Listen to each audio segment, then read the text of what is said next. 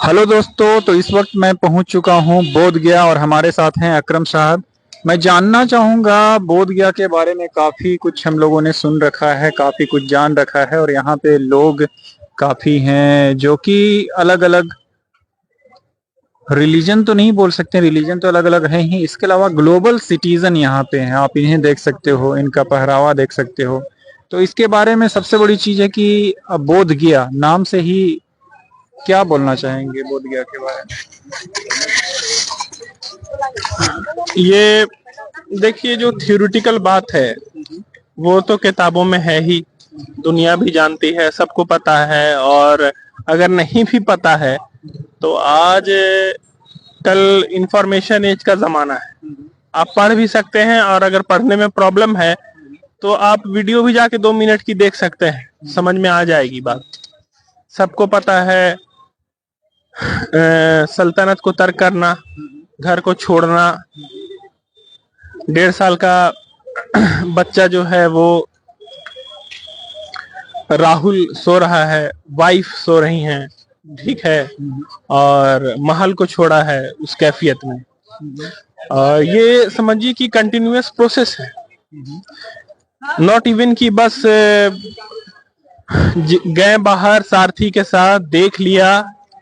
ठीक है, human suffering के अलग अलग डायमेंशन को, चाहे एक बीमार आदमी को देखा या बूढ़े आदमी को देखा या फिर फर्नल को देखा, ऐसा है नहीं कि हम देखते हैं तो हम पे असर क्यों नहीं होता है, और उन्होंने देखा तो उनपे इस तरीके का गहरा असर क्यों हुआ।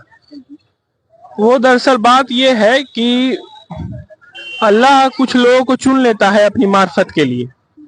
जैसे दुनियावी तौर पर हम लोग दुनियादार आदमी हैं, तो कोई अगर माली एतबार से बहुत मजबूत होता है तो हमारे नजर में वो बहुत खुशनसीब होता है। लेकिन अल्लाह की नजर में जो है खुशनसीब हकीकी मानों में वही है जो अल्लाह की मार्फत से जिसका कल्ब लबरेज है। ठीक है, तो बुद्ध का भी यही मामला था। वो बचपन से ही, आज से नहीं, बचपन से ही जो है मौन की अवस्था में रहते थे। बचपन से बाहर तो निकलने नहीं दिया, as per the recommendation and as per the yogic interpretation of his future, के ये बच्चा अगर दुख को एक्सपीरियंस कर लेता है तो चाहे तो इधर ही बिकेम ए ग्रेट सेज और ही बिकेम ए ग्रेट एम्परर। तो अगर दुख को एक्सपीरियंस कर लेता है ये बच्चा तो इस राह को, दुनिया को और सल्तनत को तर्क कर देगा और इस राह में चला आएगा जो साधु व संतों की राह है। ठीक है, तो उसके जिसे हर के पेरेंट्स नहीं चाहते हैं, तो 500 साल ईसा पूर्व में जो उसके पेरेंट्स थे, उसके फादर थे, उन्होंने भी नहीं चाहा कि मेरा बेटा कोई सेज बने, कोई साधु बने, कोई संत बने। वो अपने बेटे को एम्परर बनाना चाहते थे कि उनकी जो एम्पायर है उसको और वो एक्सपेंड करे ग्लोबली। तो ऐसा हुआ नहीं। जिस तरह मैंने कहा कि वो हमेशा मौन की स्थिति में, पेड़ की तरफ चले, पेड़ की तरफ एक सेकंड, तो वो हमेशा मौन की स्थिति में रहते थे। I am continue. वो हमेशा मौन की, थोड़ा सा इस पे हिस्ट्री मैंने जहां तक स्टडी किया है, हिस्ट्री इस पे साइलेंट है। हिस्ट्री इस चीज को रिकॉग्नाइज नहीं कर पा रही है कि वो अर्ज जो है उनके अंदर, वो जो साइकोलॉजिकल सेंसिटिविटी आई बूढ़े को देखने के बाद, तो और लोगों में, और लोग भी बूढ़े को देखते हैं, उनके अंदर ये कैसे पैदा हो गई। बात समझ रहे हैं? बहुत गहरी बात है, तो समझना पड़ेगा। ऐसे हिस्ट्री को रट लेने से कोई फायदा नहीं होता है। तो समझना यह है कि ये जो साइकोलॉजिकल सेंसिटिविटी है वो आई कहां से इनके पास। तो बचपन से ही वो मौन की अवस्था में रहते थे। He is in the state of silence. और जब साइलेंस रहने लगे खुद में, बात सबसे करते थे ये, लेकिन जब अकेले होते थे ना तो किसी से बात नहीं करते थे और ज्यादातर अकेला रहना ही पसंद करते थे। वो अगर कोई गेम भी उनको खिलाते थे, जबरदस्ती उनको बच्चे खींच के ले जाते, चलो आज मेरे साथ खेलो, ठीक है सिद्धार्थ, चलो आज मेरे साथ खेलो, गेम खेलेंगे, मजा आएगा, ठीक है। तो वो जानबूझ के गेम हार जाते थे कि सामने वाला खुश रहे। ये जो चीज डेवलप हुई ग्रेटिट्यूड की, ये ग्रेटिट्यूड उनका डेवलप हुआ इनर पीस के बाद, ठीक है। जो मौन में रहते रहते उनके अंदर खिदमत खल्क का जज्बा पैदा हुआ, और ये सब हो रहा है, एकदम दिमाग में बैठा लीजिए, ये सब चार दीवारी जो महल की है उसके अंदर हो रहा है। लड़के की उम्र 5 साल 10 साल 15 साल हो गई है, बाहर की दुनिया से जीरो एक्सपोज है वो, ठीक है। उसके फादर सोच रहे हैं कि हम तो बहुत अच्छा कर रहे हैं, सही जा रहे हैं, 15 साल हो गया, दुनिया से कोई मतलब नहीं।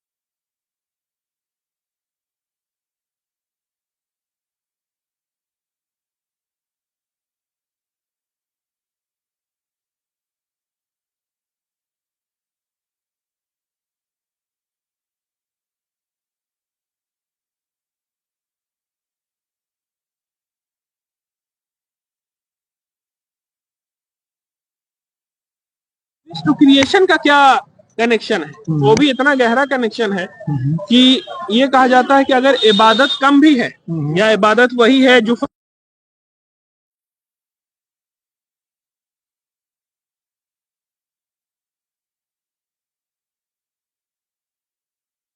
तरीन मुकाम पर जा सकते हैं, सिर्फ खिदमत कल, उसमें आपको एक्सेलेंस को अचीव करना पड़ेगा।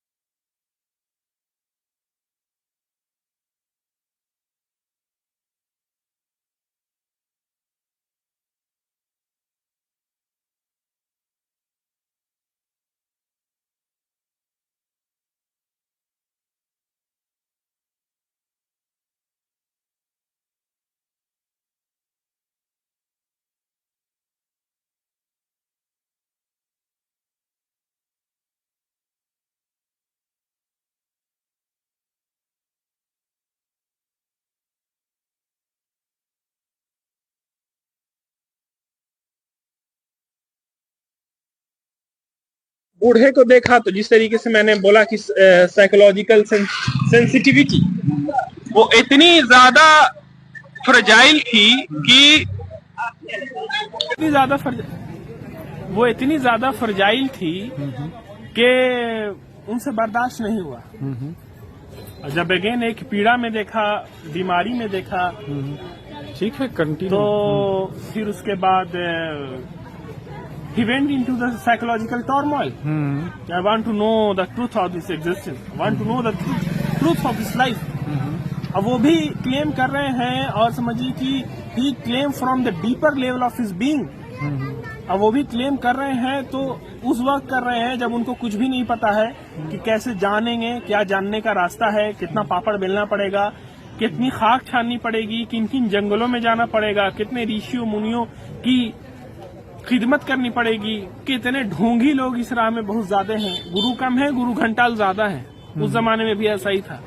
तो कितने ढोंगी लोग, कितने फेक जो स्पिरिचुअल सो कॉल्ड मास्टर मिलेंगे, ठीक है, उनके आगे टाइम भी बर्बाद होगा। सही इंसान कौन कब मिलेगा, क्या होगा, चैलेंजेस बहुत ज्यादा थे। लेकिन फिर भी जो if something is important enough you do it even the odds is not in your favour, ठीक है। तो फिर वो निकल गए।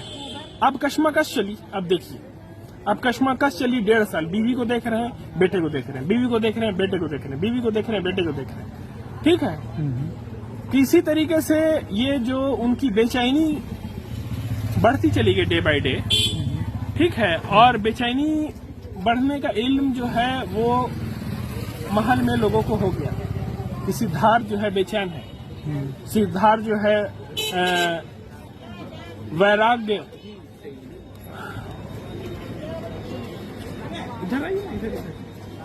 सिद्धार्थ जो है वो वैरागी बनने जा रहा है, वैराग्य के पथ पे चलने जा रहा है। तो उनके फादर ने क्या किया कि महल की जो सिक्योरिटी है उसको बहुत ज्यादा बढ़ा दी।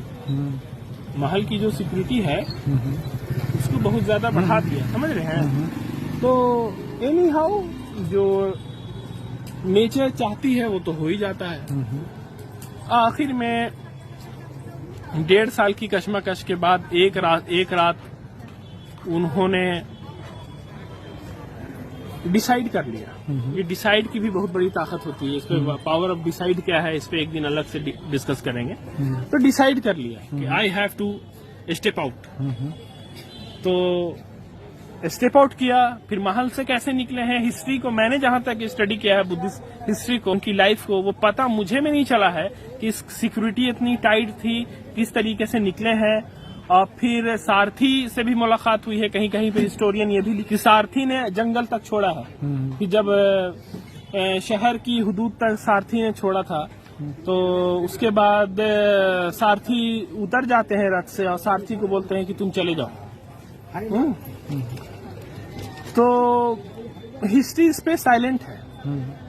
हो सकता है कि फर्दर मेरे नॉलेज में ये बात आ जाए, कोई किताबें हैं जो मेरी नजर से नहीं गुजरी होंगी, उसको मैं स्टडी करके इस बात पे मैं कन्विंस हो जाऊं कि भाई कैसे वो महल से बाहर निकले। क्योंकि ये बहुत ही बारीक चीज है कि महल से वो निकले कैसे। इतना जब ऐसी वहां पे सुरक्षा है कि परिंदा पर भी नहीं मार सकता है, तो वो मेन आदमी कैसे निकल गया, वो भी सारथी के साथ।